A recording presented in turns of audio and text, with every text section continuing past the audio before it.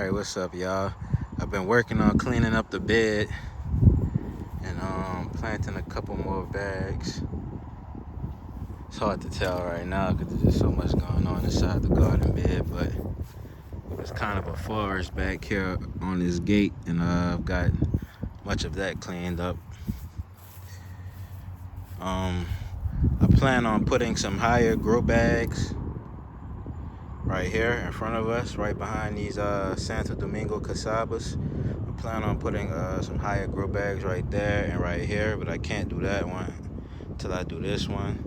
And I still have a scarlet strawberry plant from Baker Creek that's growing right there, so it's my only survivor. And I'm hoping that it'll put out more runners, because the ones that I put right here were getting, sorry about that, the ones I was putting right here, or that I did put right there, were getting too much sunlight.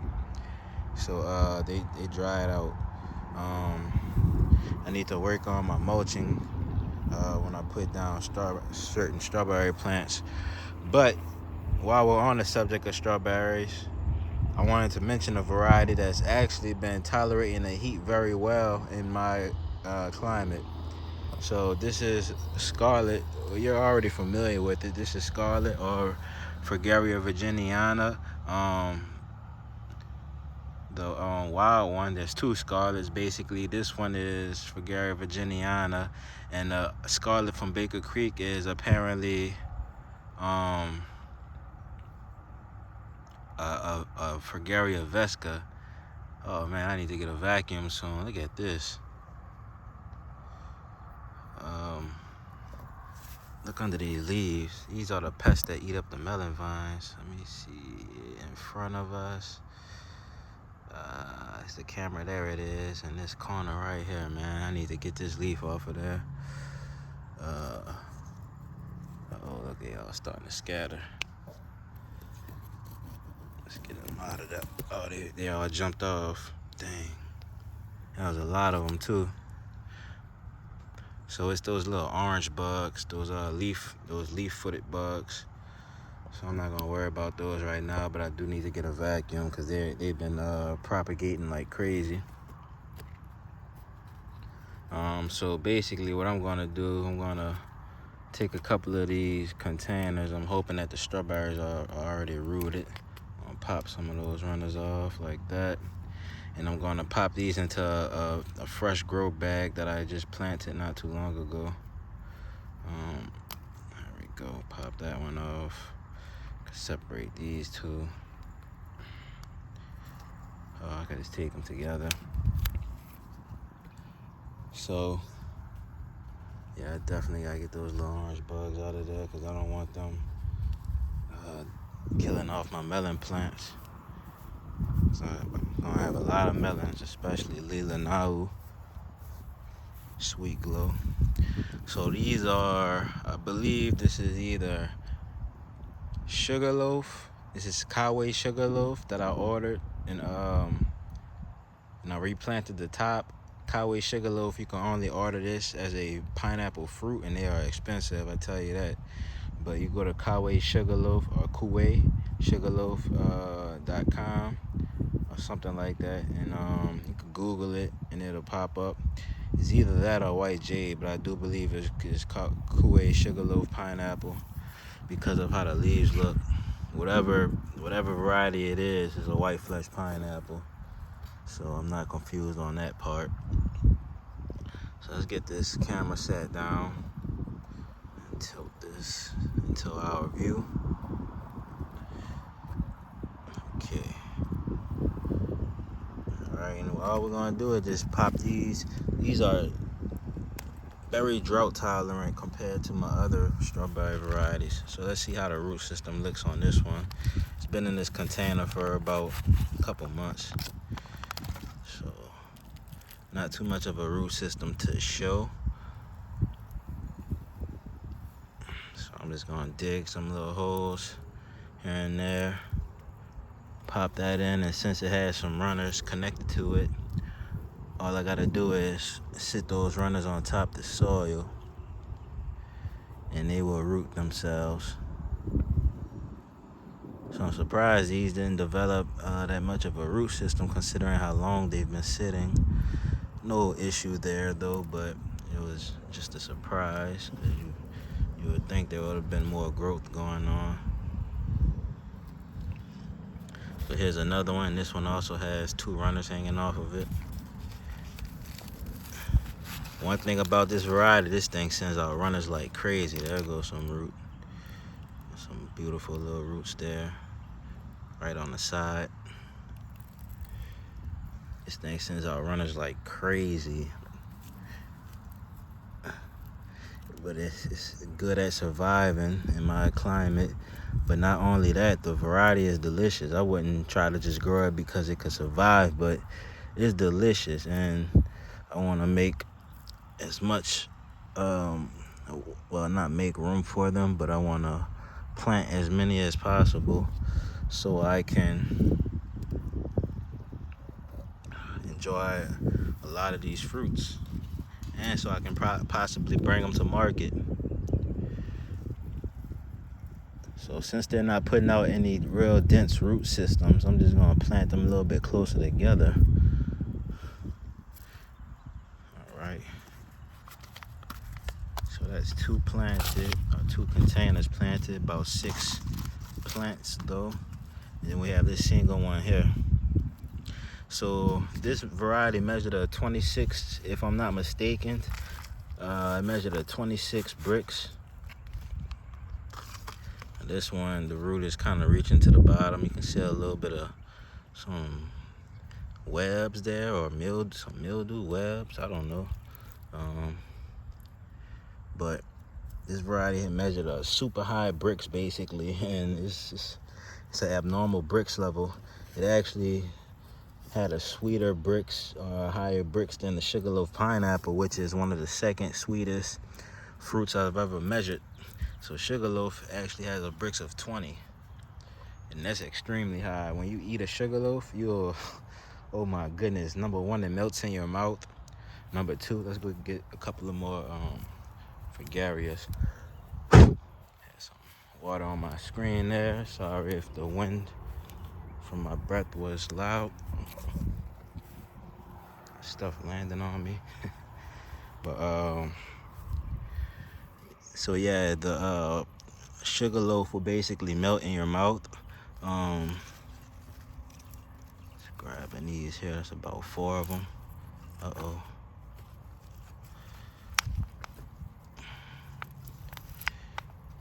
It's about 4. Okay. So if you ever cut a pineapple open before, you'll realize how hard the core is, how tough the core is. Sugarloaf pineapple, you can cut through the core with a butter knife. Now you might think I'm just talking and being just trying to give some example of how soft it is, but no, I mean literally I cut through it with a butter knife and it's edible. So it's not common to have a edible core coming from those. You see that root system hanging on those little guys. So it's not really common to have such a soft core, and people don't really eat the cores because of from the yellow store-bought pineapples, because of how tough the core is. Some people might juice them, but I mean the sugarloaf pineapple core, it's almost like eating the regular flesh, and I eat them whole. And it has less acid, much less acid. I honestly would recommend, if you have the money to spare, of course, I honestly would recommend purchasing the sugarloaf, but I would really recommend for you to purchase 3 of them if you can, because that's the best money saving option.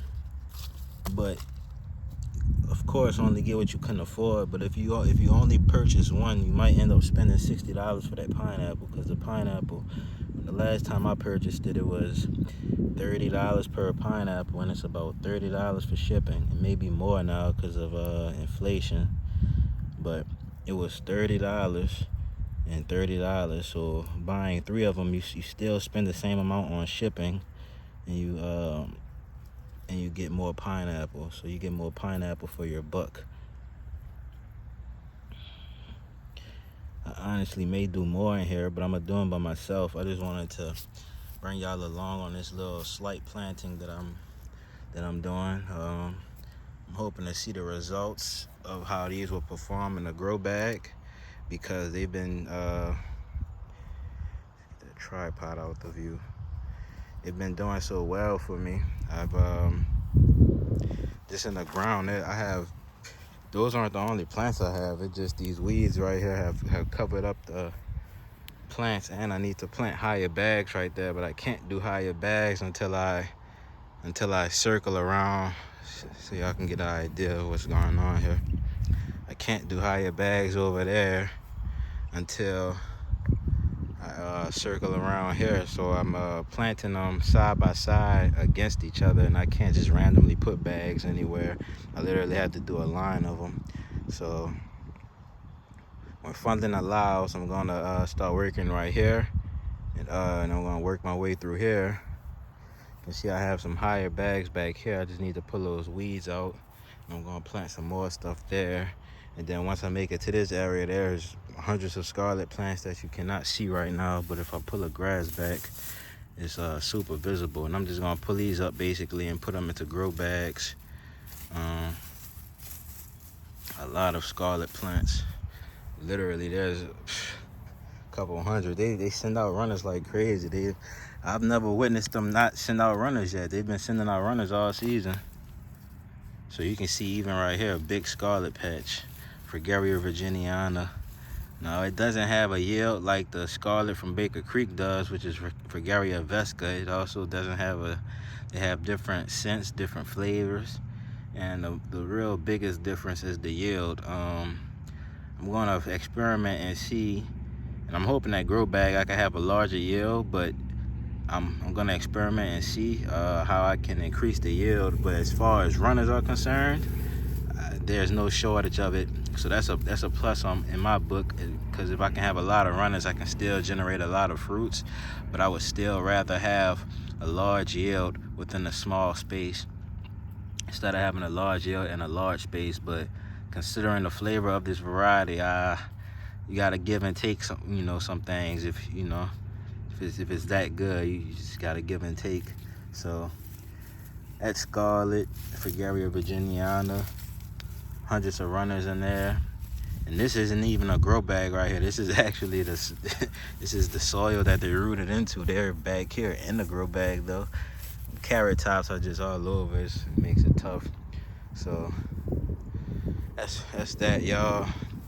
I may pop a couple more runners into here because the plants don't really get big, but I know for sure if I let those grow by themselves, next season there's gonna be so many runners in this one bag. One plant will put out maybe 50 runners in one season.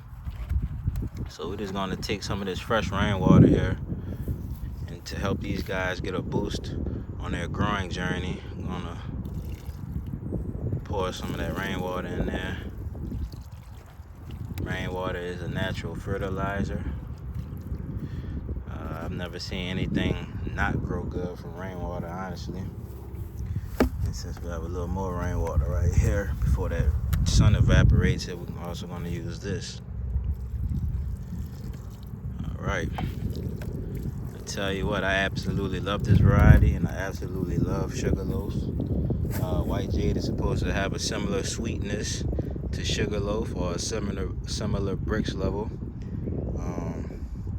I'm talking extremely sweet, like so sweet that when you eat it, you're gonna be addicted. You're gonna be like, oh man, I wish I had some more money to purchase some more Sugarloaf pineapples. But all you gotta do is replant those tops, and you can have you some Sugarloaf pineapples by the next year or within 2 years. And there's ways to force flower those plants. Matter of fact, let's go take a look at White Jade while we're out here. I'm gonna clean this area up too. Stepping in the grow bag. So this is White Jade over here, growing real well, and that's growing from slips from plants that died off and came back. Let's go take a look at some of those other Coway Sugarloafs.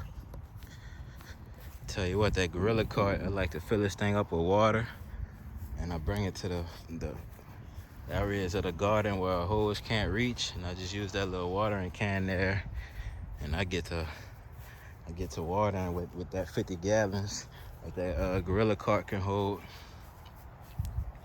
I feel unstoppable when I'm using that Gorilla cart. That thing can haul all type of weight very easily, and not only that, but it can carry the water. So I can haul the weight of dirt. It can haul at least 1,200 pounds. So this is, of course, the watermelon leaves will get in focus, but the pineapple wouldn't. This is Coway Sugarloaf right here. Let's try to see some other plants. I have a bunch of them. So here's one that's looking good. All of these, I would have had some Coway Sugarloafs growing this year if I had protected them last season. So these are actually growing from the tops that died off, which was my mistake. So if you're growing pineapples, be sure to don't be like me and protect your pineapples. But I will protect my pineapples this season, definitely, because I want a bunch of Coway Sugarloafs. So I have a few here and there all over. You can see the pineapple leaves. They grow real good and they can tolerate shade. That's that. You can see these watermelon vines are starting to take over. That's gonna be another update because I'm gonna got some talking to do about the watermelons. They're growing real good basically, so make sure y'all tune in for that one. I'm gonna show y'all the watermelon, Wondermelon, Desert King, the melons I have growing, like Haru Madura. I'll show you the progress, what's growing well in grow bags, and compared to the in-ground. So, see y'all in the next one, y'all. Make sure, if you can get the scarlet plants, make sure you get some Fragaria virginiana. If you need some, you can contact me. Also, if you well, I don't have any extra pineapple plants at the moment, but in the near future, when my plants start making slips, you can contact me for those. In the future, though, not right now. I'm still working on building my collection up that I lost during the winter time. I believe also right here is another Coway Sugarloaf. So that's that, y'all. See y'all in the next one.